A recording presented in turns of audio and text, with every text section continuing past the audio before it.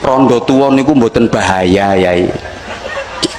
Sing bahaya ki rondo-rondo nom. Dan Ramil iso ilang jabatannya ya gara-gara rondo nom. Lurah bareng iso pretel. Kenapa cowok selalu suka ngelirik wanita cantik?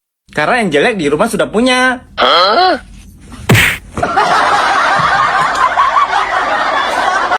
Iki nuwun sewu. Apa? Umpamane persamaan bahasa ya. Oke, bisa. Naik iki apa? Naik iki apa? Naik ke atas, Turun ke bawah, masuk ke dalam, keluar. Ra iso. iso, Ah, iso, keluar, ayo keluar iki apa? Lamune masuk. bedekno. Ayo naik Ke atas, turun ke bawah, masuk ke dalam, keluar iki lho, Dik. angel. Menjabah. Awakmu apa iso? Menjabah apa enek menjabah? Awakmu iso? Iso no. Naik ke atas, turun Ke bawah, masuk, ke dalam, keluar. enak tenan. Aku ki susah. Maksudnya nek nyambut gawe tekuk ringkel. Lah mlakune ngene nek nyambut gawe wong sik seger. Weh, kok mangsamu. Direwangi mati-matian lho. Loh, wong sik urip kok dipateni. Piye to kowe? Aku sik urip lho, Pak. Tuh, Kak maksudnya kerja keras lho, Dek. Kalangbret. Keras itu Kediri.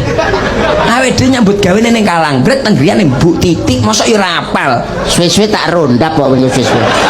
Piye to, Pak? Lah nyambut gawe iki maksudnya iki direwangi adus keringat. Lah, apa ora nek banyu nggonamu? Larang banyu udan-udan koyo nek rendem. Sirah nggo sikil-sikil nggo sirah. Korbat nih goblok, jungkir walian jenenge sirah nggo sikil-sikil nggo sirah iki.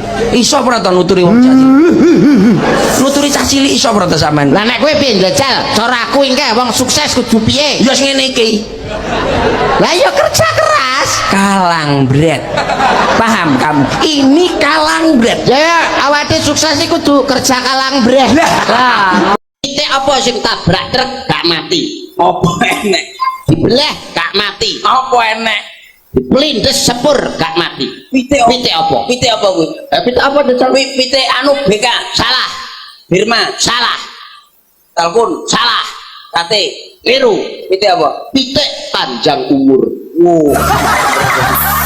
Nemu spion Anu, jangkrik mari penemu bapak ya. Iki lho dikekno penemu spion ya ora enek notok. ora roh apa ya? Lho, gua gelo ya ora iso. Iso. Kowe ora ngeruh penemu spion. Apa? Penemu spionnya sini wong Tulungagung. Apa enek? Iya. Sapa? Yono. Sik ta. Nuwun sewu Dek. Napa? Penemu spion ini wong Tulungagung jenenge Yono. Lah kok iso ya ono lho. Goncengan karo Tarto. Zaman dhisik numpak sepeda motor jelalah gak enek spione. Pas minggu tekok karo gurine. Piye Yon? Sepi ora? Spion. Lah.